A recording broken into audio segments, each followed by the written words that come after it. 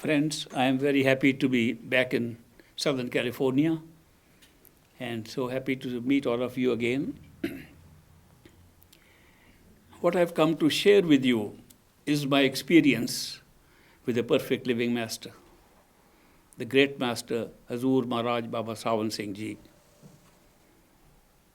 He altered my life totally, altered the lives of thousands of others, many of whom I have seen experiencing that great alteration in life. It was not a very big alteration. It looked like a difficult one. The alteration in life was, instead of looking at reality outside of ourselves, we look at the reality inside of ourselves. That what is outside is merely a reflection of what is inside.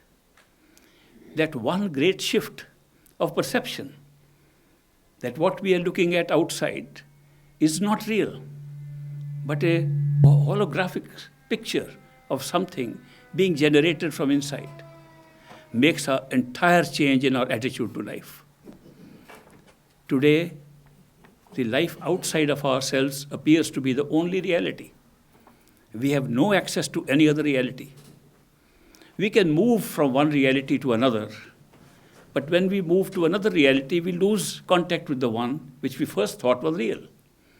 A good example, which we all have, is the example of going to sleep at night and having a dream. When we are in the dream state, that is our reality. We do not know where we are sleeping. We do not know what is happening to our physical body. We take another body, the dream body, to be our own self. The most surprising thing is that it is not only another body we have taken, but the self in that body is the same self that went to sleep. The self did not change. The self remains the same no matter whether we are in a dream body or in this body or any other body or no body at all. There was a Chinese philosopher, Fa Hin, and he had a dream. He dreamt that he was a butterfly. He was flying around in a garden full of beautiful flowers. Those flowers were so beautiful, so radiant, so full of color and light. He had never seen such flowers in this world. It occurred to him that this must be a higher reality, more real than what he thought was physical reality. And yet he was just a butterfly, flying around. When he woke up from the dream, he marveled. Am I really Fa Hin, the philosopher, who had a dream that he was a butterfly, or am I really a butterfly? Now having a dream that I am Fa Hin, the philosopher. How do I determine this? He consulted with a few of his friends, other philosopher friends, other mystical friends, people who studied metaphysics. And he said, I had a dream in which I was a butterfly. His friend said, that's a very stupid thought. You can't be a butterfly. A butterfly doesn't look like you. A butterfly has wings. You must have seen a butterfly. The only way to explain your dream is that in your dream, you are dreaming that you are seeing a butterfly going around. Fa Hin said that was not my experience at all. My experience was I was the butterfly. The I in my wakeful state now is the same I that existed in the butterfly. I did not see my eyes in the butterfly like I can't see my eyes in my physical body. I can see things around it. I can see things in front of it. I saw the same things as the butterfly.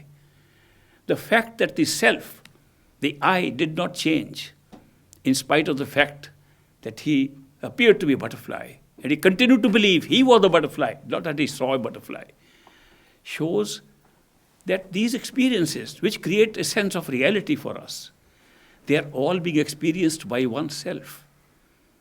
The self does not change, never changes, will never change, has never changed.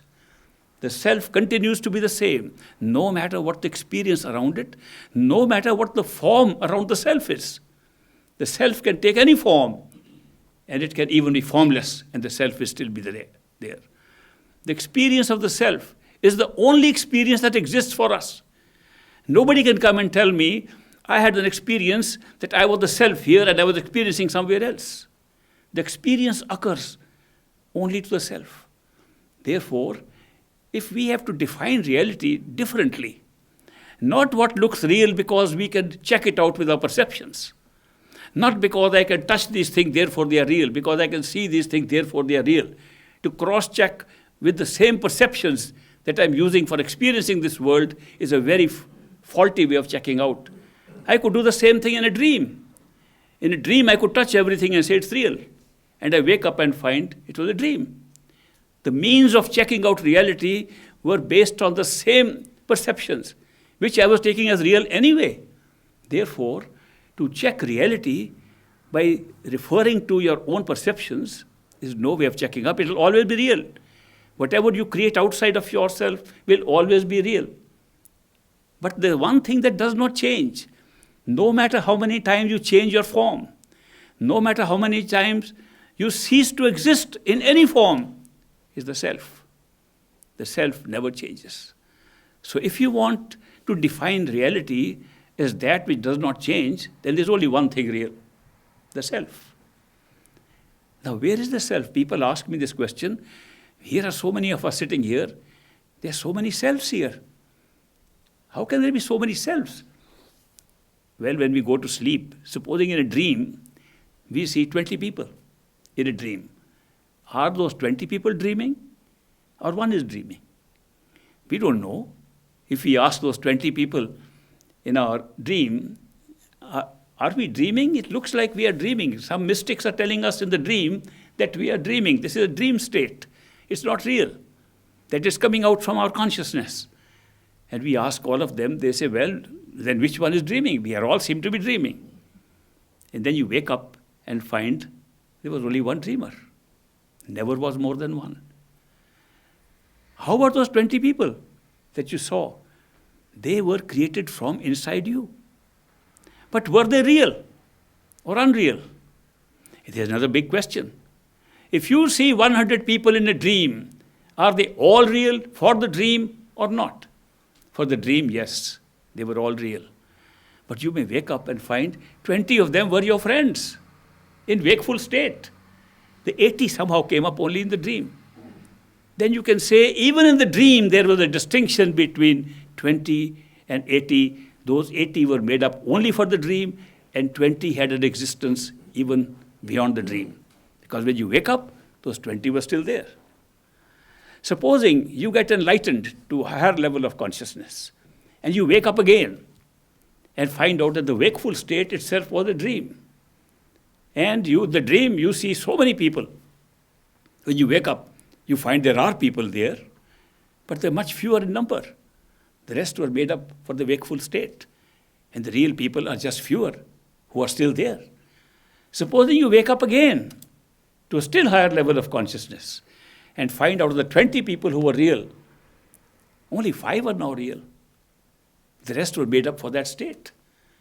Supposing you wake up finally to the ultimate dreamer and you find out only one was real. There was only one dreamer. All the others were created as the process of creating the many from the one. One through a dream process, one through the operation of consciousness can create the many. And if you do it in levels, you can create a vast multitude of universes. You can create exactly what we are experiencing around us, just through the process of successive dreaming. This is exactly the nature of creation as described by those who have been able to withdraw their attention from the outside to the inside, to reverse this flow of attention inwards from where the experience is originating. And it can be done successively, one after the other. So ultimately you arise and find there's only one. When we in religion and spiritual belief systems believe there is only one, have we experienced it? We continuously experience the many. We interact with the many. We have problems with the many. We have happiness with the many. If we go by the definition of one and many that exists in the physical world, the one would be a terrible place to be in. It would be so lonely there. So who is going to try a spiritual path where you ultimately find out you're only one? If we do apply this criterion, that at the end we only find there's only one. It was one dreamer who successively created the entire experiences of different levels of consciousness. And we find that out, we'll feel very lonely. Well, wouldn't that be good justification for creating the many? Some people ask, why did we create so many? If we were very happy living in our ultimate, sublime, permanent state, immortal state, why did we need to have this creation with so many? Well, that could be one justification. But that's not the truth. The truth is loneliness stops where the mind stops. These experiences to which we relate, whether it's loneliness, or it's company, or it's sadness, or it's happiness, or it's good deeds or bad deeds, all these pairs of opposites that we have created for our experience, they are all created by our mind. The mind is the useful, very wonderful equipment attached to our consciousness, attached to the self, which can create these wonderful experiences. First of all, the best experience the mind creates is time and space, in which to put all other experiences in. Is it possible for any one of us to imagine that if all time and all space were pulled out of our experience, what would it be like? It's impossible. It's impossible because we are unable to experience anything at this time except through the filter of the mind. And the mind will prevent any experience which is not placed in time and space.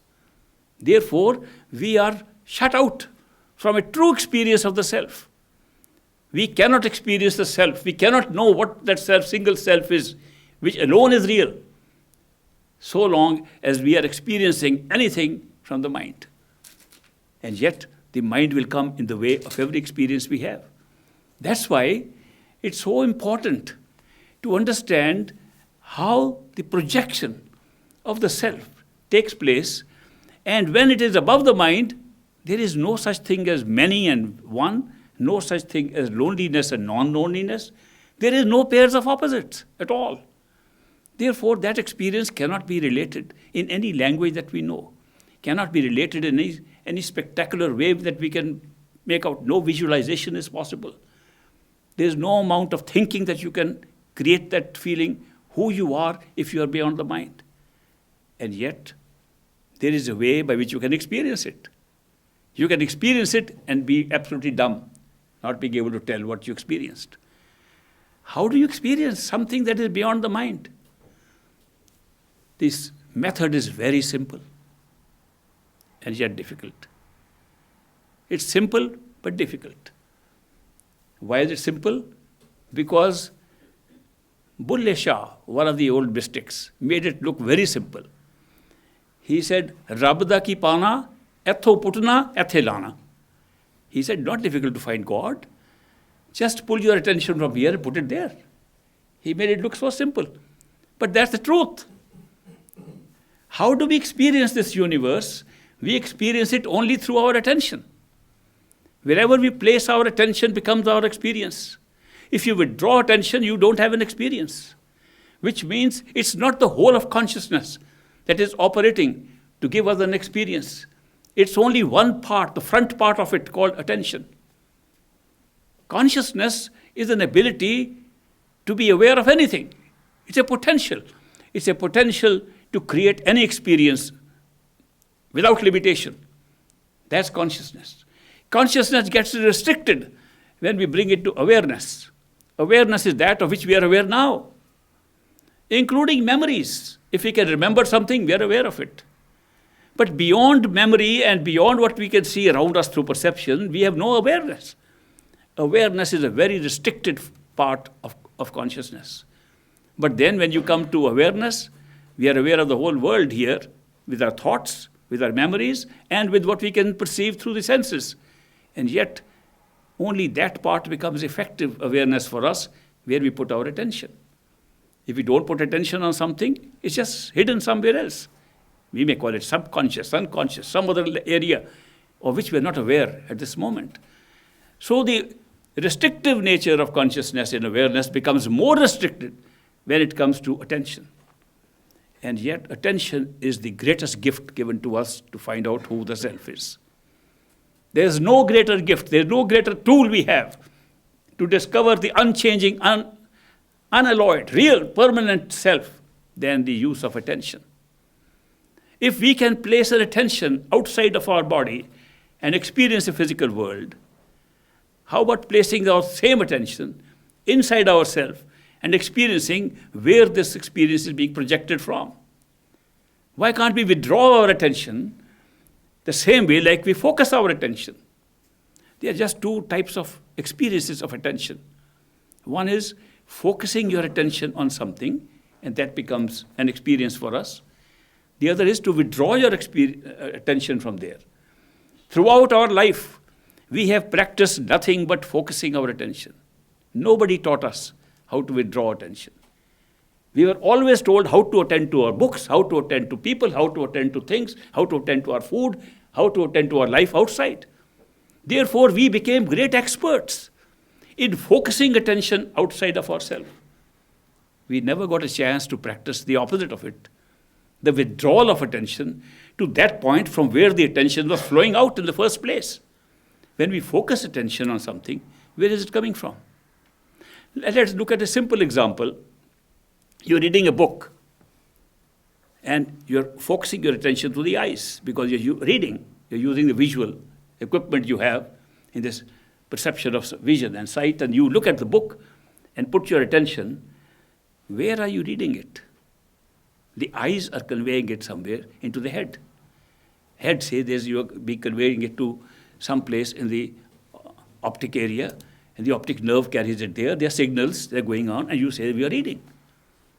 It's a well-established way that the reading of a book through attention is only pulling you back to that point from where it's originating, and then since it's focused outside, you can read a book. Of course, if you were unconscious, supposing you're hit on the head, you become unconscious. Your optic nerve is all right, your eyes are open, your book is in front of you, you can't read.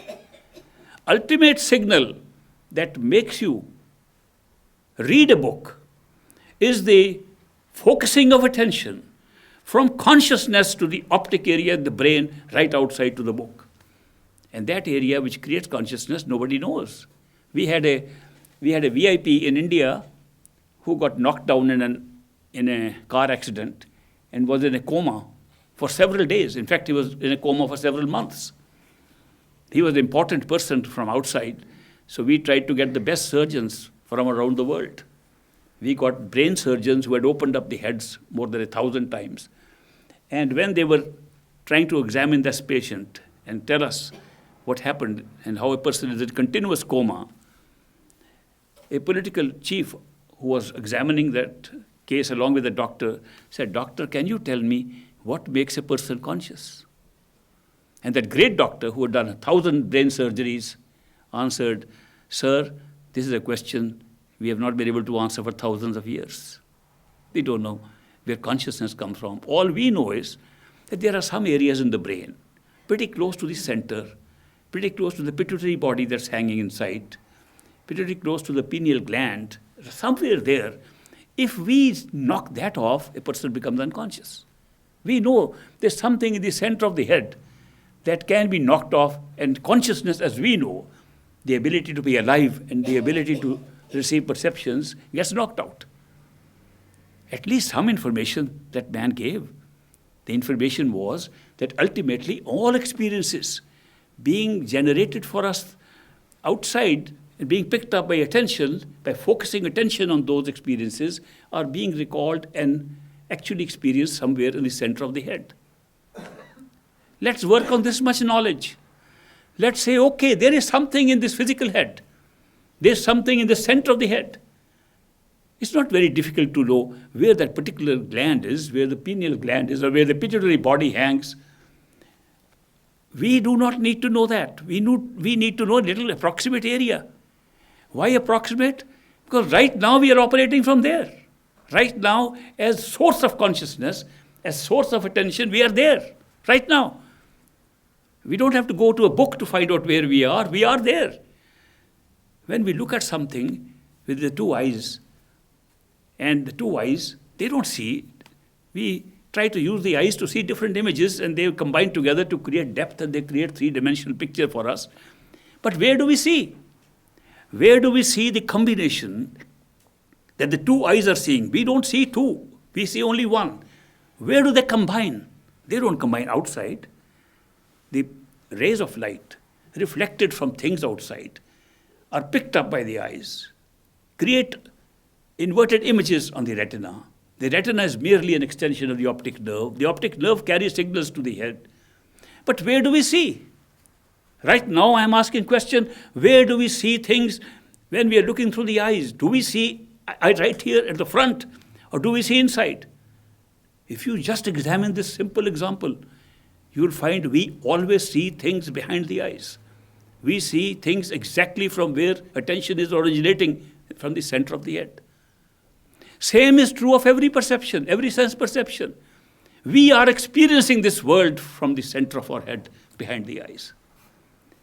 And if we know this much, that the attention flows from the middle of our head, between the ears, behind the eyes, where these eyes combine together to become one image.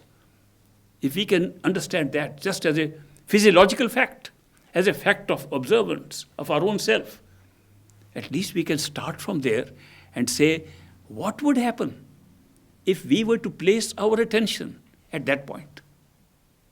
Instead of putting attention on things outside, what if we tried to practice putting our attention behind the eyes at that point from where attention is originating and going out? If you can do that, you're on the way to discovering the true self. Now that's simple enough. What's difficult about it?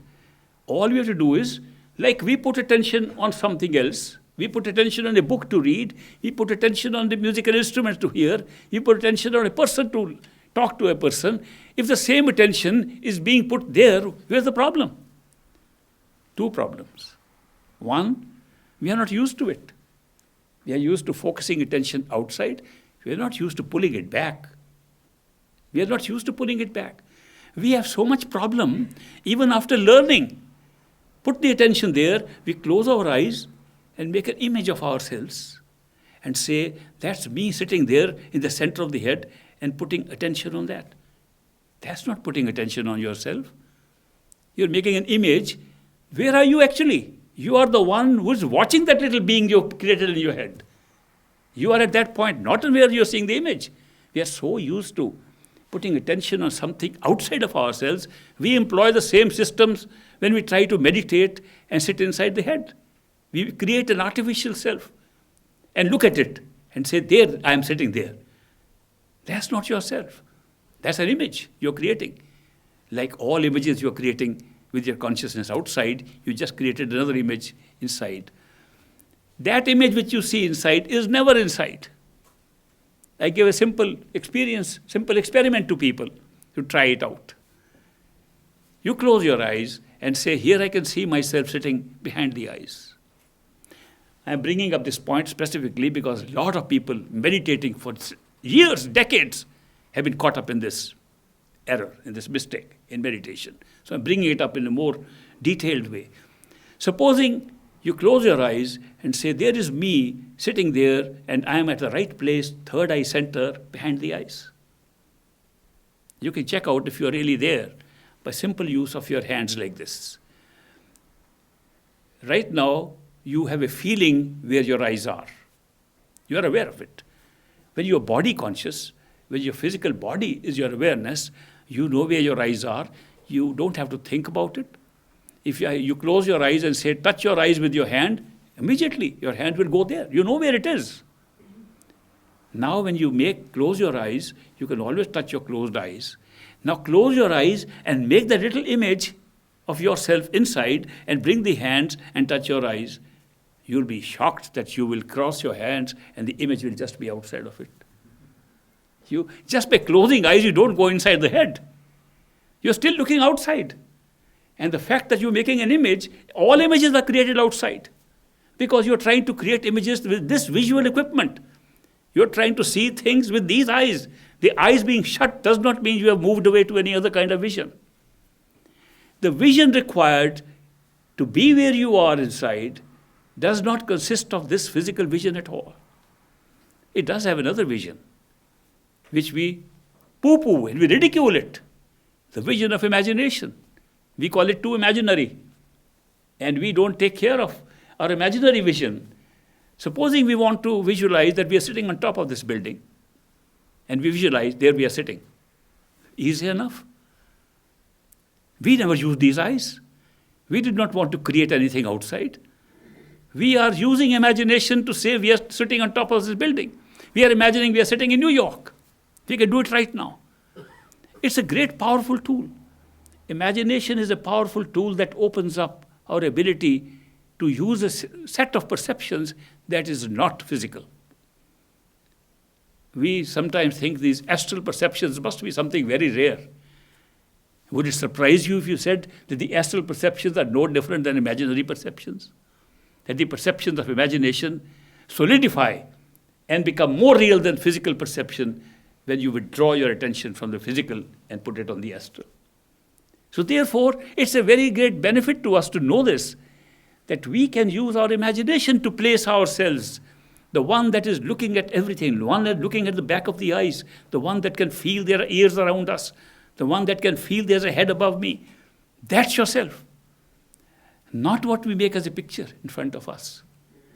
If you can practice this simple thing, and the difficulty is because we are not practicing it. That's one difficulty of a simple thing. The second difficulty is that we are using the mind for all these functions, including imagination. And the mind has been given an entity by us. We have made it into a separate entity. We have made it into a separate being. We have identified our own life form, our own soul, and identified with the mind and think the mind has the soul and not we. We have identified with the mind to that extent that when we think, we say, I am thinking where the truth is, the mind is thinking for us. That we are not the mind. We've totally forgotten that. That's another very big handicap in discovering who you are, because then we are using the mind to focus there. The mind, having been given all the power of our own consciousness, starts to protect itself. In self-defense, it runs out to outside experiences as much as it can. People say if they lose their keys, they want to find them, try meditation. The mind will go out to find their keys. The mind will think of everything outside in meditation, even when it doesn't think like that otherwise. The mind is trying to protect itself. It's a survival. It's a game of survival for the mind to create. That's the second big difficulty. These two difficulties make it so difficult for us to do a simple thing of withdrawal of our attention behind the eyes. Withdrawing our attention to the point from where attention is flowing outside. Otherwise, the method is very simple. What would actually happen if you are able to do that? With practice, with time. It takes time and it takes practice. Supposing you practice on a regular basis and say every day I'm getting closer and closer, I am able to concentrate more on some method which I'm using to stay in and not allow the mind to run out too much. Supposing you do that, you can withdraw your attention to yourself inside. The technique for training the mind to give up thinking of outside and to be trained to get inside are very simple. They have been used for centuries. First is repetition of words. Mind thinks in words. Mind thinks in words and in images and pictures and memories. Mind has no other way to keep us busy except it argues, continuously speaks inside us. Mind is a continuous speaker. I never met a person who says, I allowed my mind, now shut up. The mind never shut up. It never shuts up. Always speaks. And what do? We listen. We are constant listeners, and the mind is constant speaker, and the mind's speech is such as connects us with the experiences outside of ourselves in this world. So we remain distracted all the time by the mind. If you make the mind speak words that the mind does not choose, If you make the mind repeat those words, the mind doesn't understand. And keep on repeating. At least we are blocking the mind for some time at least to think of outside things and distract us. The whole use of Simran, mantra, repetition is only this. To prevent the mind from thinking of other things, put new words into the mind, repeat them one after the other, and don't allow the mind to think of other things. It's one of the techniques, one of the very simple techniques that has been used for a long time with some amount of success. When we keep on repeating, the mind can flip over into imagining through pictures. We see friends sitting there, we see other people we love and we hate. Their pictures start coming in front. The mind can keep on repeating the words you give it. The mind can do Simran for long periods and you are still distracted by so many other things that are coming in front of you in the form of pictures. So there is a second method to keep the mind busy, that is a beloved who generates love in you, love and devotion in you. Put the picture arbitrarily, imaginatively in front of you and hold that picture. If you can hold the picture, repeat the words, you're really blocking the mind from a lot. These two methods have worked. They're called Simran and Dhyan, or repetition of words and contemplation of the face of beloved. These have worked. A third method, which is even better than these two, is that if you can do some preliminary work, some little bit of work to hold steady for little time, not all the time, but for short periods of time, behind the eyes, in your head, then you can start hearing sounds inside. Sounds can be heard all the time. Even now you can hear some sounds inside and outside. The outside sounds are purely physical, and they rely upon the physical eardrum, they rely upon the physical system in the physical body. But the inner sounds do not rely upon that. The inner sounds can be very minor sounds resembling physical sounds, like sound of a thunder, sound of bells, sound of little bells, sound of crickets, sound of a train coming into a railroad station, sound of a whistle. Those are kinds of sounds we can hear with very little effort. Well, at least they are there. But those sounds have one advantage. Those sounds do not come from outside, and those sounds do not operate through the eardrum. So much so that even if you heard a loud sound there and drop a pin outside, you can hear both, which means the function of the physical ears is quite different from the function of the internal listening apparatus we have, which of course is the function of the sense perceptions inside, not taken through the physical body, but operating by themselves, which can hear that sound. When you hear those sounds, you are able to hold your attention on the sound. Third method. All three in combination can help us a lot. So the methods employed today in a physical world, with all the distractions in the physical world, are very effective. Only we need to practice them for some time. The greater our distractions, the greater our attachments and desires for the outside world, the longer it takes. The less we have these distractions, the easier it is to get back. But supposing you are able to achieve this, what would happen? What will be your experience if you are able to pull your attention behind the eyes and are able to stabilize yourself, feel you are inside the head of a human body, that you are not the human body, you are inside this human body in this place?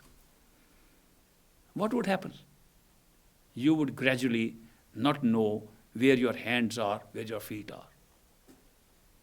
You will wonder where they are. You might open your eyes to see if they are still there. Gradually, you will not know where your arms and your legs have gone. Gradually, you will not know where your torso has gone. Gradually, you will not know where your body has gone. You are still there, very much alive, very much aware of yourself and what's happening around you, exactly like you are aware now, and yet you are not aware of this body. This is not a new process. We all experience this process when we die. Sometimes death takes place very quickly. We have no time to see how we are dying. Sometimes we see terminally ill people dying slowly. When you see people dying slowly, If you go to a hospital, see a person dying, they're talking to us, telling us we don't know where our hands and feet are. Can you move my leg there? The leg is already there. They're talking like that, they become unconscious of their extremities. Then they become unconscious of their torso. Ultimately, when they die in the head, they're dead. The body is finished. There's no life in the body. So death takes place in the same order in which withdrawal of attention takes place through a meditational process.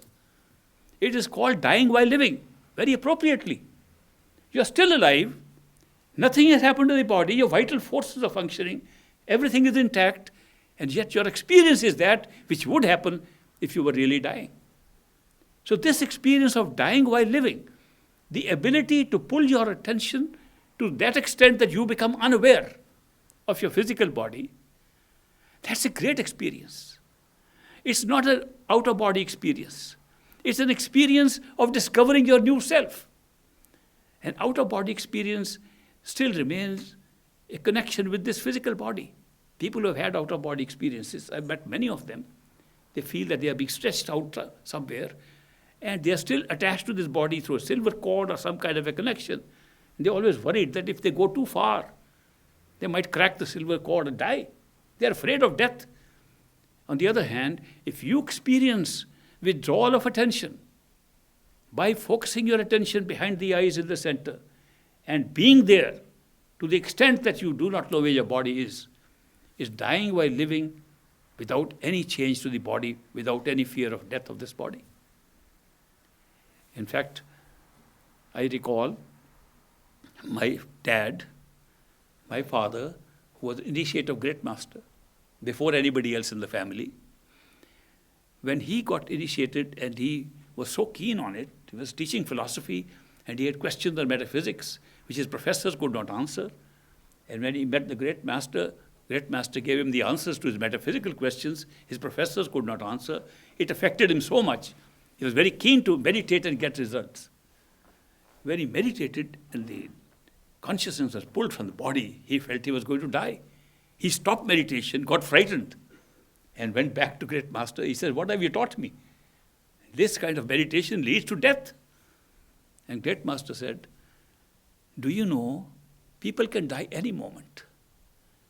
But do you know, as a matter of record, that nobody has ever died in meditation? How is that? There must be something that protects you even from physical death if you are meditating. There are no examples of that. Therefore, why are you afraid? You have to cross this stage. You have to cross this fright because you feel you are alone in this. But the moment you cross this state, in the case of initiation by a perfect living master, you are no longer alone after that, ever. Who do you expect to see when you pull the attention there? Will you be alone or there will be somebody else?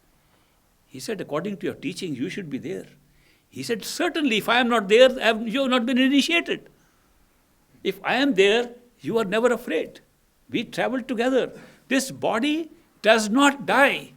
This body maintains all its vital functions. The reason why we can feel we are withdrawing from the body is purely an act of withdrawal of attention. And that attention is not responsible for the vital functions of the body, which is autonomous. Therefore, when you withdraw attention, you are putting your attention on certain points in the body. These little points, layers of points that exist inside. 18 points exist in our body, 18 special places which can be triggering different experiences. They are all built into this body to give us experiences beyond this body. 6 of those centers which can trigger new experiences lie below the eyes. 12 of these triggers lie behind and above the eyes. These 6 centers below the eyes, you can put your attention on any one of them and get a new experience. But they'll all be experiences of energy, energetic experiences. Not to higher awareness, but new forms of energy. But if you put your attention on the 12 centers above the eyes, you get new experiences in awareness.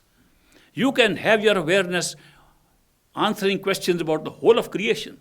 You can find answers to your questions about where you originated from. You can answer questions about consciousness itself through those 12 centers in the body. And while you are in the body, you can do that. It's not that you are really going to die and get the experience. The experience has been built into this physical body and has been built perfectly in the physical body. In no other form of life has that system been built so perfectly as in the human body. Indeed, there is no other form of life in which you can achieve this while staying in that form and getting these experiences except the human body. You are very lucky to have a human body. Therefore, don't be frightened. Go ahead and see who you will meet there.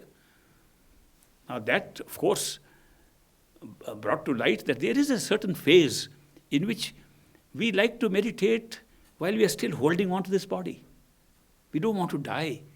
And that fear of death, which has been instilled into our minds because of preservation of a physical system of experience that we are having, which alone is real for us, that fear of death is preventing us from having real experiences. When we overcome that and discover, and the only way to discover it and to overcome it is do it gradually, step by step. People who rush, I want to have an accelerated experience. How can I speed it up? I tell them, don't. Because you are not used to it. You will be surprised how quickly you can get frightened by things because they are new. For you, they are new. You haven't done it for a long time. We don't know how long. May not be this life, maybe several lifetimes. Maybe for eons of creation, maybe millions of years. You have shut off that experience, and therefore it looks new. So therefore, how do we get over this fright? Slow and steady, one step at a time. When you take one step, then you take next step, it makes it easy. That is why there is no rush. We don't know how long we have been waiting for this opportunity. We don't know how long we have been seekers inside ourselves, seeking the truth, seeking to escape from a system of experiences we are tired of. We don't know how long it has been. We are only looking at one life. Our memory is very short. Our memory can't even remember events of this one life. How can we remember anything of past lives? And it's good that we don't remember past lives. This life would be like hell if we remember all past lives. Therefore, it's good we are confined to a small bit of memory, and we, within that, have to operate. But we don't know how long we have waited. But nobody comes to this spiritual path unless that person is a seeker of the spiritual path. Those who are happy with what's going on are not interested in the spiritual path. Let them enjoy. Let them suffer and enjoy. That's what they're here for. That's what life is all about. If somebody says, no, I'm tired of that, this is not my place, I don't feel like it, I feel it's time to go home, inside feeling, the seeking is there, then you are a candidate for the spiritual path. It's not something that you have to be propagating, let's go, it's a great revolution going on. There's no revolution like this going on. It's a path meant for those who are seeking, who've been seeking for a long time, and their time has come. And this is such a long process. What is the measure by which a perfect living master, one who has already attained all these 5 states of consciousness, physical, astral, causal, spiritual, total, who has seen all that, experienced all that, holds all that together, even when he's in any form. A perfect living master is not one of those who has had an experience, then he's like us, and then when he comes to us, he doesn't know, he has to go back to see what's going on there. It's not like that. Nor can anybody else see more than one state of reality except by going to the top. When you go to the top, you find the whole realities were created as levels from there. You can hold all the 5 realities from there. And they're all real and all unreal at the same time. And that's only possible. So when we say perfect living master, we are not talking of enlightened people who have seen something inside. We are talking of those who have gone to the top. And while they are human beings amongst us, they are with us at the next level, they are with us in the top level, they are with us in the final level, and they are ourselves at the top level. They're the same self. That's the kind of person we're talking of. But in a human state, when they come to us, they are aware of all states of creation, all states of consciousness. So therefore, when they interact with us, they examine, you are ready to go. And the point when which they determine you are ready is the point when they take responsibility for your journey back home. Total 100% responsibility. They initiate you. Initiation is the most significant event that can happen to anybody's life in this whole cycle of life. When they initiation is not teaching. Initiation not teach. This is the method of doing meditation. You can read in the books. They don't teach you, here are these 5 words, repeat. They are in the books. Anybody can tell you. They are not doing their, close your eyes and do this. They are not teachers. Initiation is not a method of teaching. There are thousands of teachers around the world teaching the same thing today. They are not teachers at all. When they initiate a person, they take total responsibility to take that soul, the individuated self of that person, back home and be one with themselves. They compare that there is a philosopher's stone that if you touch iron with it, it becomes gold. But they are not those kind of philosopher's stones. They have come not to improve our life. They have not come to change our life into something better. They have come to touch us and make us like themselves. That philosopher's stone touches steel, iron, and makes it philosopher's stone, and not gold. Their task is to take those who are ready at the time, because we are all in a time frame here. We are living physical life in a time frame. They come and touch us through their awareness of all 5 stages. Through that awareness, they say, this soul is ready. It has gone through the experiences over millions of years. Today it is ready to go back home. Okay, this soul is on my list. Here, initiate. They take full 100% responsibility that you go home. All the rest is to appease your mind. All the rest, do meditation, do this thing, all that is because that's what our mind wants. Our mind wants to struggle. Our mind says you can achieve nothing without struggling. We've been brought up like that. We have allowed our mind to grow like that nothing can be achieved without your effort. So we put in our best effort, and they encourage us, put in your best effort. If they know that effort is not going to give us the things, why do they make us put us through all this effort? Do more meditation. Spend how much are you doing? 1 hour, 2 hours? No, at least 2.5 hours. Make it 3.5 hours. Do 8 hours if you want results. Why? All the time knowing that those 8 hours are going to go waste. At the end, we'll see what happened. 8 hours didn't do anything. What happened? 40 years of meditation didn't do anything. Where did things go? Why are they making somebody do all this? Because unless you go through the process of putting in your best effort and failing, you don't believe that effort is not the way. The mind will not believe it. We are so trained, our mind, that only effort will achieve results, that they say, okay, make an effort first. There was a very, very devoted disciple of great master, Diwan Daryai Lal. He was a very big official in a nearby state from the Dera. He was finance minister there, he was a judge there, justice, and he also held high positions. But when he retired, he came to great master and he said, I want to serve you. And great master said, you are a very educated person, you can run the secretariat, you can become my secretary, you can be head of the entire organization. You have got a lot of qualifications to lead groups together, you can do all these. He says, no. If you answer my prayer is for one kind of seva only. And great master said, what is that? He said, I want to be your doorman. Great master said, granted.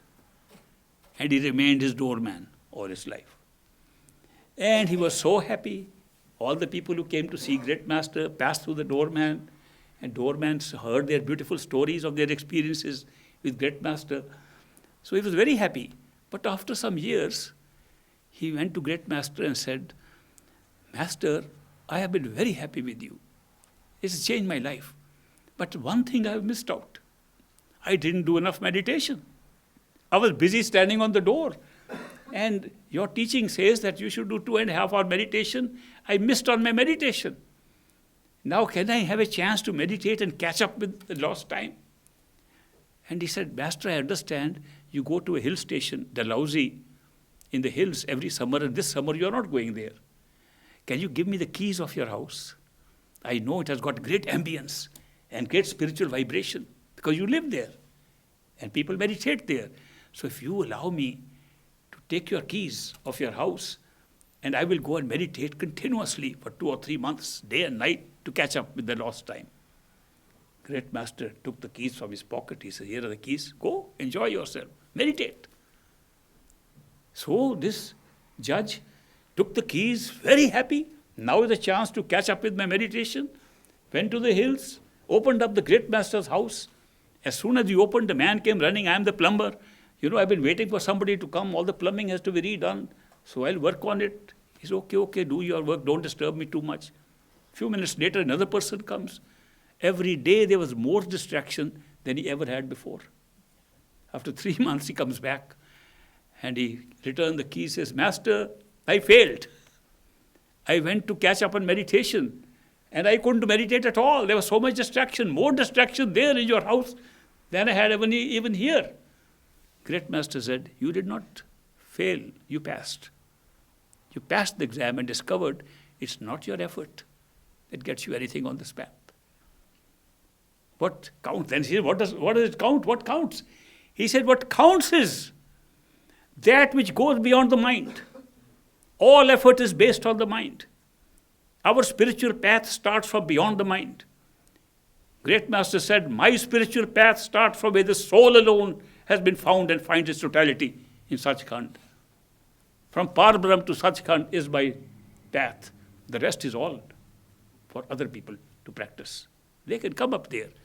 My path starts from above the mind. And all struggle, all effort is only to appease your mind, to make your mind fail and see this is not in the hands of your mind to go beyond itself, to go beyond the mind. Is there something that goes beyond the mind? Yes. Only that can go beyond the mind which originates from beyond the mind. There are 3 things that originate from the beyond mind, and they're still with us. One is the experience of love.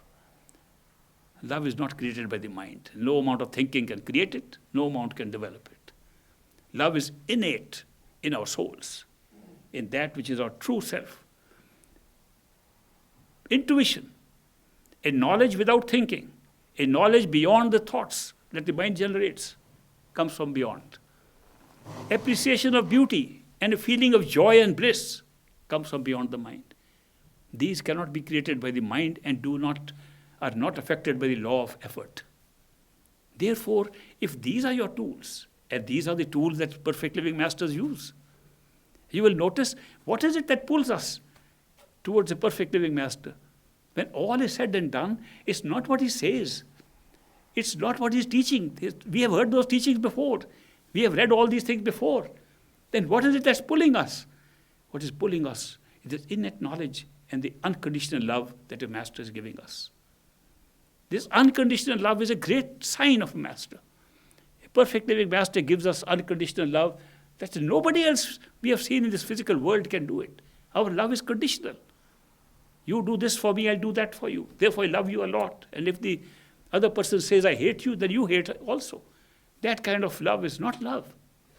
Pure love comes where the beloved occupies your own space in the head and you don't think of the I, but think of the beloved. It's the only experience I have discovered in this world where this ego, the I-ness, can be put behind on the back bencher and the beloved comes in front. So where the experience of love is the real thing. What happens is that although we are having no experience through effort, we keep on building an experience through love. Sometimes it looks so irrational. It doesn't make sense that all my effort is not giving anything and yet I feel so close. What's happening? What's pulling me into it? These are operations that are taking place beyond the mind. And a perfect living master is operating with that. He may start exactly where we are, starting physical things. Don't eat this, don't do this, don't do this, do this, do this. All, it looks very nice. It's a good path. We'd like to follow it. It makes sense to us. And then it comes up to the next level. Don't think like this, don't do this. Do the repetition of word, do this. Okay, that looks nice too. It makes sense to the mind to do it. And then when all that fails, then he says, it's only love and devotion that matters. I was surprised to get a videotape from somebody singing a song of Bulle Shah. Bulle Shah is the guy who said, it's not difficult to find God. You just put your attention from here you find him. He also talks of the method. And he says, there is no method to find God except through love and devotion and surrender. All the other things that we are taught are to reach that point where our love and devotion becomes perfect and none of the other things bother us. He says, the Maulvi came to give me my book to read, the scripture to read. And I held the scripture in my hand, and when I looked, I saw the beloved. The book fell down from my hands. The Maulvi said, what are you doing? You're dropping the scriptures down. He said, I have seen something that I can read no more. He describes the state of a person who is in love, the state of a person whose beloved catches him. There are such beautiful verses which it brought tears into my eyes. Tears don't come easily into my eyes. They come only either when I hear something like that or when I go and see movies. These movies look more real to me than physical world somehow. But this was very touching. And I discovered that the real secret of the spiritual path is this: love and devotion. The other things are for the mind to reach the point where the mind does not become a distraction, does not become an obstacle in our way. The mind is the greatest obstacle. In fact, I would not be wrong in saying, ultimately, the mind is the only obstacle in our way to our true home. And yet, we have to appease the mind, play with it, be diplomatic with it, treat it with different kinds of games, and all these things that we do by way of meditation, by way of following diets, following this, are appeasement for the mind. They are all to satisfy the mind, to keep it at bay, so it does not obstruct us from a spiritual journey which is beyond the mind. These are such wonderful experiences that perfect living masters can give us. They don't say, here's the way, now you go. That would be too dark a leap to take. I am willing to take some leap, but not the whole way long. I need a guide. I need a guide outside, I need a guide inside too. If I'm getting a guide outside telling me, why can't he also guide me inside? Therefore, the area in which he wants you to take a leap of faith is very limited, very small, and can make sense, even to our minds. The area in which he wants us to take a leap of faith is only to reach the third eye center behind the eyes. He calls it the airport from where our flight will take off. He calls it the railroad station where the train is waiting. He's waiting with our tickets in his hand. All our journey, all our responsibility after initiation by a perfect living master is to reach that point. Yet we can take a whole lifetime in that because of distractions. And if the distractions are less, we take less time. So he gives us the methods to overcome those distractions. We follow them, not because they themselves are going to take us anywhere. If repetition of words could take anybody anywhere, the parrots would all go to Sachkhand. And if waking up at night and sitting in the morning in bed would take us out there, all the stray dogs would go to Sachkhand. These are not my words, these are Bulle Shah's words. He said these people will take a win over you if these were the things. He says, no, forget it. It's love and devotion alone that will take you there. Once, it's an old story. I'll just finish with this story and then talk to you later in the day. Bulle Shah, I love that man. He was such a simple man, very simple, but he spoke with so much sincerity. He was a disciple of a Muslim Peer, a Muslim Murshid, who gave him instructions how to meditate. And he liked that meditation. One day there was a wedding function in Bulle Shah's house. Some relative's wedding was taking place. And Bulle Shah invited his master to come and attend the wedding. Unfortunately, the master was busy that time and he couldn't make it, so he sent one of his servants He said, you go and represent yourself as my representative, that you are going on my behalf. So the servant went and attended the wedding. When he arrived there, Bulle Shah's family thought the servant has just come, master could not come. They treated him like a servant. They put him like it was old tradition, put the servant in a separate place. They sat near the door, and the guests sat on the tables, and guests had great time, and the servant was sitting outside. So the wedding was over, and the servant goes back, and the master says, how was the wedding? He says, pretty good. Did they treat you with honor? Not really, master, because they treated me like a servant. He said, didn't you tell them that you are representing me? He said, I did say that you sent me on his behalf, but they still treated me like a center. He said, that's not good. You were representing me there. They should have treated me like the master was there. And so the next function, the master would not attend. Bulle Shah realized the masters got displeased with him because his family did not treat their servant well. He writes his most poignant, beautiful love letters during that period to his master. Please forgive me. Please forgive me for what happened. And I want to come back to you. No reply. Master is still displeased. So he says, I have to please my master, no matter what. So another function was taking place in master's house, in his family, some wedding or something. And they had called a lot of dancing girls and some entertainers to come entertain the guests.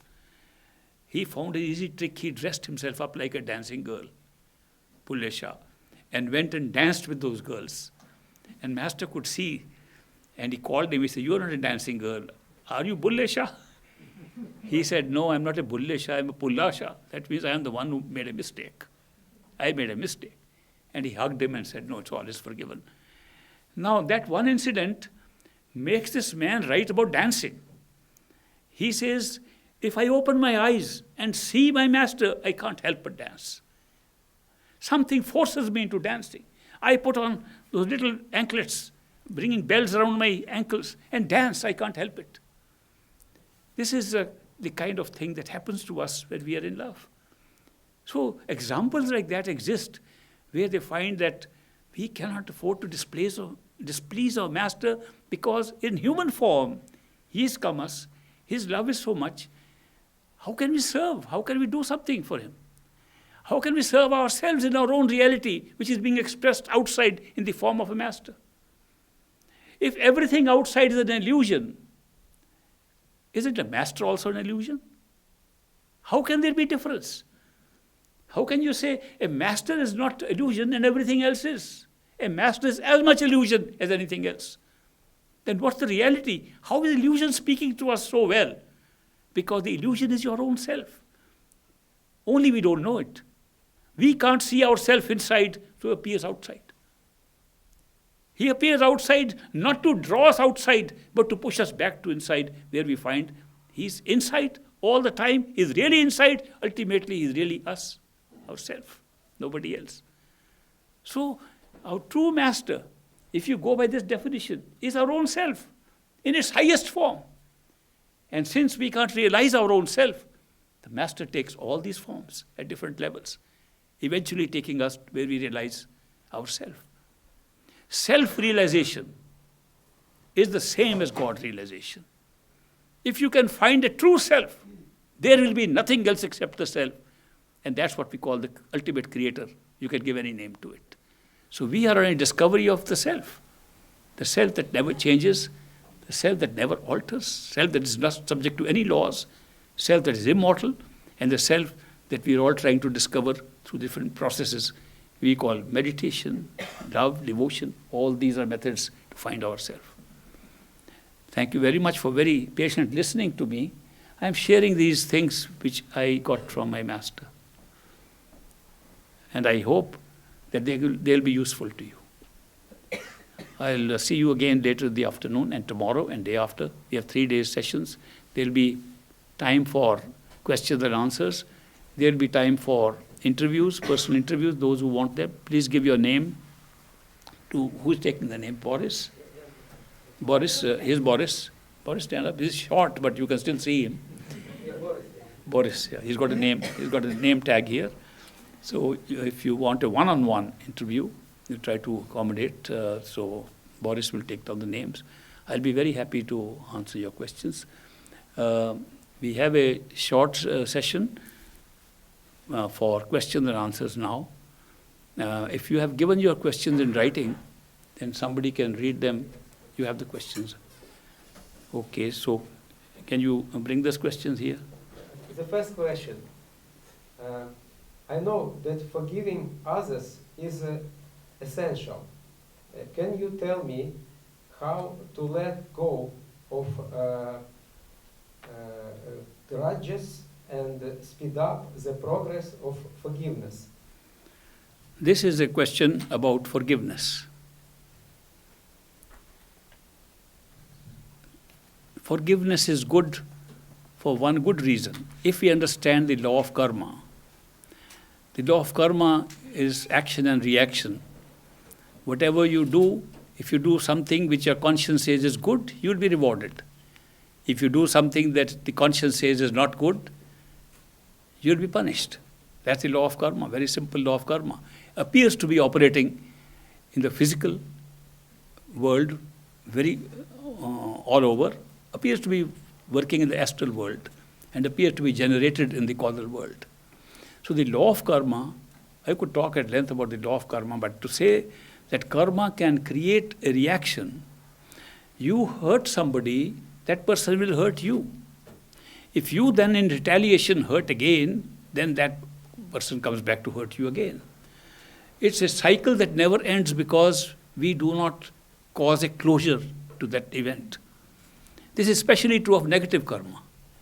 If you have a negative karma, that means it's painful and you are hurt and you do not remember, do not know, you can only be hurt because you hurt somebody else earlier. And that's why you're being hurt. So you think it's a new hurt and therefore you must hurt back. Then the cycle will continue. Every time it will be like that. Especially if there's a gap of a whole lifetime between the two events. And you can't even remember why this is happening. In the same lifetime, sometimes you can remember you did something wrong, you are getting something wrong back, and therefore you should not perpetuate it. But when the action is of a past life, and you are getting hurt or feeling pain now, and you want to react to that, it perpetuates that karma. If you forgive, the karma ends. Forgiveness is a great way to end the cycle of karma. That means whenever you feel hurt, if you can forgive that person, you are ending that karma right there. So forgiveness has been recommended as a very strong way, very useful and effective way of stopping the cycle of karma moving forward. So that is why forgiveness is important. But then it's so difficult to forgive. We find we have grudges against people, we can't get rid of them. How can we possibly forgive people? There was a book containing thoughts of the day.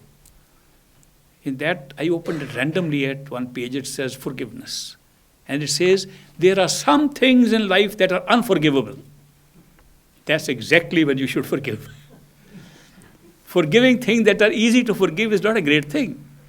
But there's something that we carry grudges and we feel, this is unforgivable.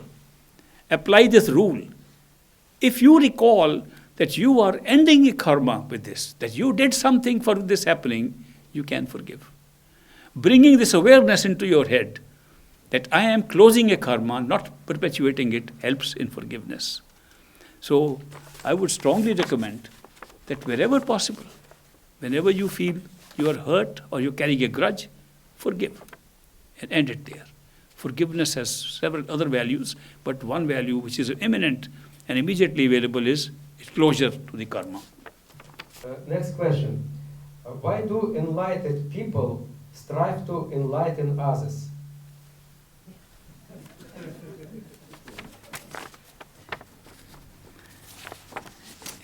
Good question. Why do enlightened people strive to enlighten others? Because they are not enlightened. If a person is striving to enlighten somebody, he is not enlightened.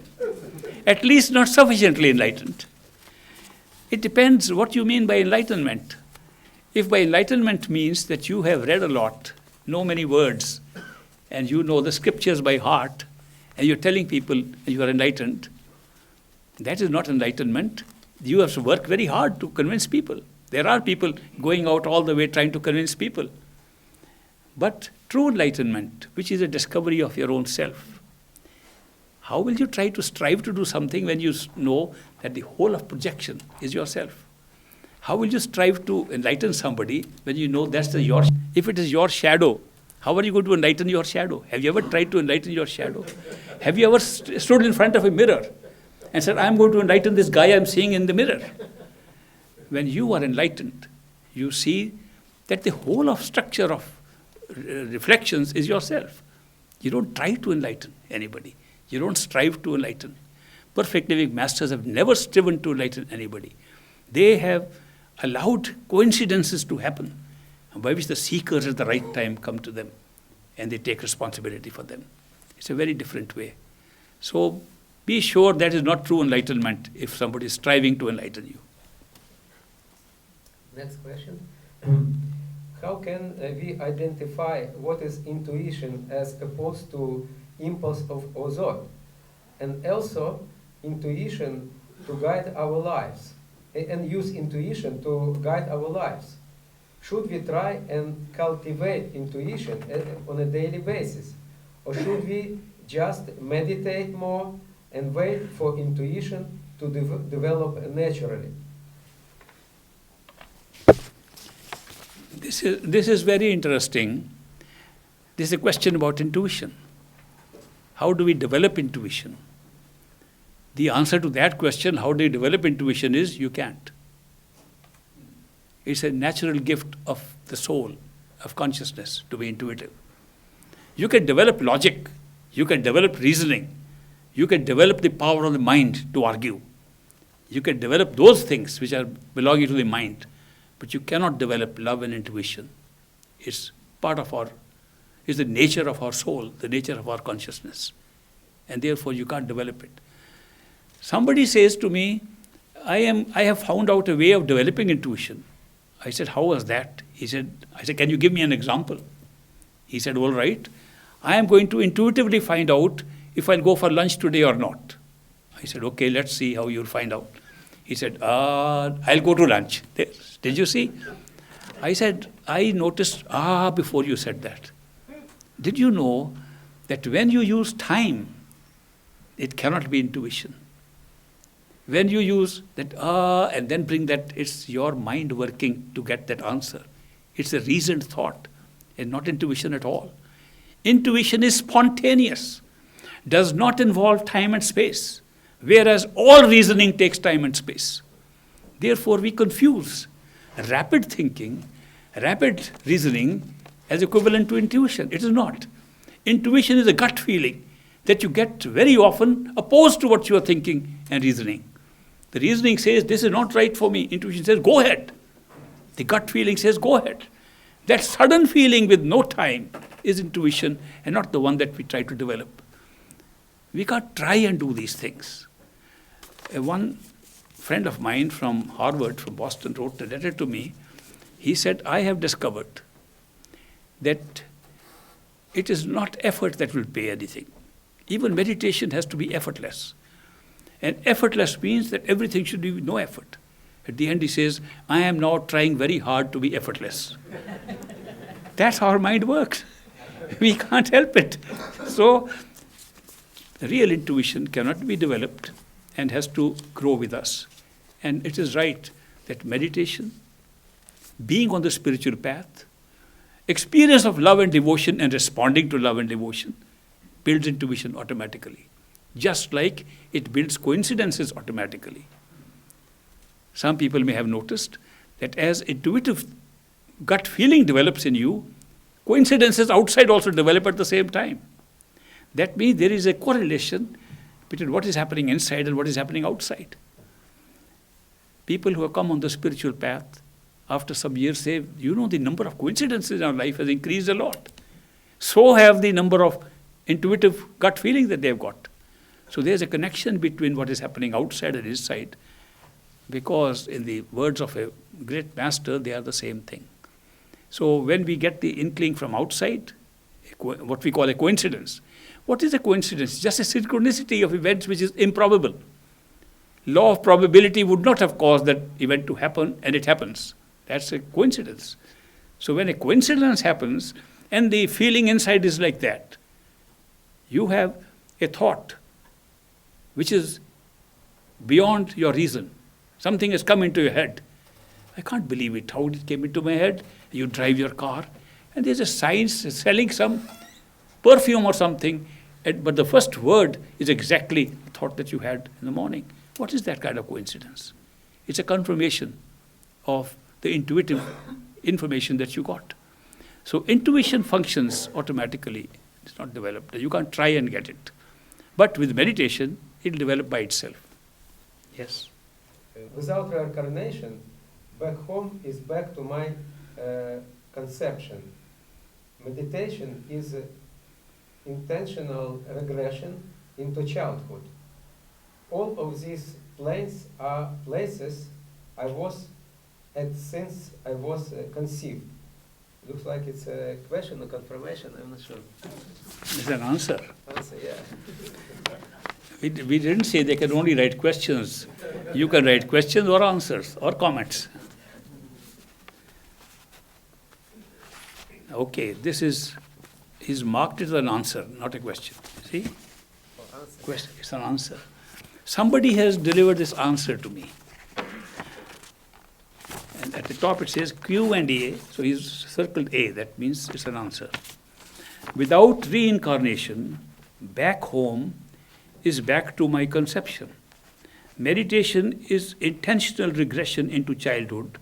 All of these planes are places I was at since I was conceived. I would agree with this statement with one little modification, that the conception we are talking of here is not conception of a human body in the mother's womb. It's conception in Sachkhand, the true beginning of our consciousness. When we take that as our real birth in our true home, and from there we descended to all levels of experiences. And these experiences are our total life. Our total life is not a human life. It's a very, very small segment of total experience. Our total experience is infinite.